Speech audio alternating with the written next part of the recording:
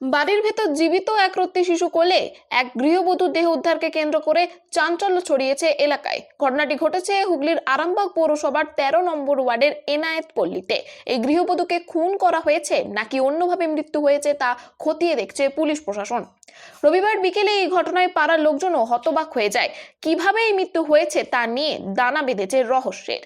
খবর পেয়ে আরামবাগ থানার পুলিশ ঘটনাস্থলে আসে ও রক্তাক্ত এই গৃহবধূকে উদ্ধার করে নিয়ে যায়। তবে আক্রান্ত শিশু কন্যাকেও হাসপাতালে নিয়ে যাওয়া হয়েছে। এই বিষয়ে পুলিশ জানিয়েছে, মৃতা ওই গৃহবধূর নাম সাবিনা বেগম, বয়স আনুমানিক 27 বছর। স্থানীয় সূত্রে জানা গেছে, খানাকুলের কাছড়া চৌমাথা এলাকার মাইনান গ্রামের বাসিন্দা সাদেক আলী খানের মেয়ে এই সাবিনা বেগম। তার বিয়ে হয় পশ্চিম মেদিনীপুর জেলার যোধকানোরামগড়ে বছর 12 আগে।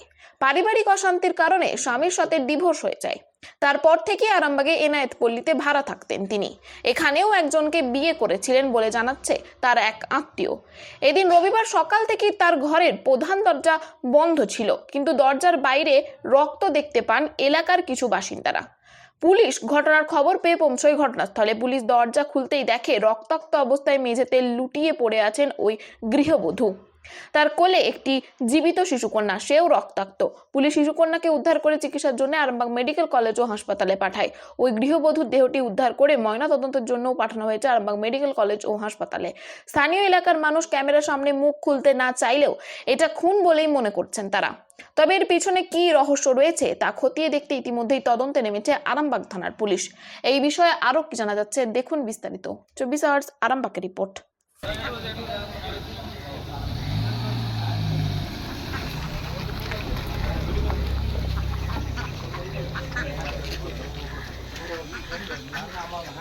বাচ্চারা ঠিক আছে। আচ্ছা যাবে না, কেউ যাবে না, আপনি যান, আমরা জিনিস তৈরি করে বসে যান। হ্যাঁ ভালো ছবি আছে, ভালো ছবি আছে। তো এটা আমার মামাতো ভাইয়ের মেয়ে। ওরা বলি কি এখানেও বিল্ডিং আছে, বিল্ডিংয়ের সঙ্গে কী হয়েছে না হয়েছে সেটাও আমি বলতে পারবো না, আর না জেনেই যত জেনে বলছি। আর এখানে ভাড়া থাকাকালীন শুধু কি মেরে দিয়েছে বা মার্ডার হয়েছে বা করে কী হয়েছে কতটা কিছু বুঝতে পারছি না। বলি কি স্যারেরা এসছে, স্যারেরা যেটা তদন্ত করবে সেটাই ঠিক হবে। আমাদের এখান থেকে খবর দিল, আমাদেরকে ফোন করে আমি এসেছি। ওনার নাম কি যিনি মারা গেছে? সাদেক আলী খান, ওনার মেয়ে ময়নানে বাড়ি। সাবিনা। কতদিন আগে বিয়ে খাওয়া হয়েছিল? বিয়েটা হয়েছে 10-12 বছর হয়েছে। দিয়ে তারপরে ছাড়কাট হয়ে গেছিল? তারপরে ছাড়কাট হয়েছিল, আবার একটা বিয়ে করে এখানে ভাড়া ছিল। এখানে বিয়ে করে? হ্যাঁ, এবারে হয়তো ভাড়া ছিল এখানে, এইটুকুনি পর্যন্ত জানি আমরা। কি আজকে আপনি কি হন? এটা আমার মামাতো ভাই, ওইটা সম্পর্কে আমার ভাইজি হবে। আপনার নাম? আমার নাম হচ্ছে শ্রাবুদ্দিন খান। উনি আমার বাড়ি কোথায় যিনি মারা? ওনার বাড়ি, উনি আমাকে যে ঠিকানা দিয়েছেন সেটা হচ্ছে ওনার আব্বার পরিচয় দিয়ে আসেন, আজাদপল্লী ওনার আব্বার বাড়ি। আচ্ছা, ওনার আব্বাও ইন্তেকাল হয়ে গেছে। আচ্ছা, দিয়ে এখানে কি? আমার স্বামীর সঙ্গে ডিভোর্স হয়ে গেছে। আমি প্রেম করে বিয়ে, অন্য মেয়ে ছেলেকে বিয়ে করি, সেই জন্য আমাকে বাড়িতে ঢুকতে দেয়। দিয়ে ওই জন্য ঘর ভাড়াই আছে। এখানে ভাড়া নিয়ে থাকতেন? এই তো বেশি দিন নয়, 5 দিন হচ্ছে ঢুকেছে। কতদিন বিয়ে 5 হয়েছিল? দিন ঢুকেছে। কতদিন বিয়ে হয়েছিল? না বাইরে বেরোয় না। কতদিন বিয়ে হয়েছিল? বিয়ে কদিন হয়েছে তা বলতে পারবো না। ওনার নাম জানেন? নাম হচ্ছে সাবিনা বেগম। তাই তো, সাবিনা বেগম। ছেলে মেয়ে নিয়ে একটাই মেয়ে? একটা মেয়ে। আপনার নাম? আমার নাম শেখ কামাল হোসেন। আপনাদেরই বাড়ি নাকি? হ্যাঁ। কতদিন ভাড়া নিয়েছিল? এই তো 16 তারিখে ঢুকেছে এই মাসে, আজকে 5 দিন হচ্ছে। জানলেন? দেখুন, উনি কি নাম আমরা জানি না, আর ওনাকে চিনিও না।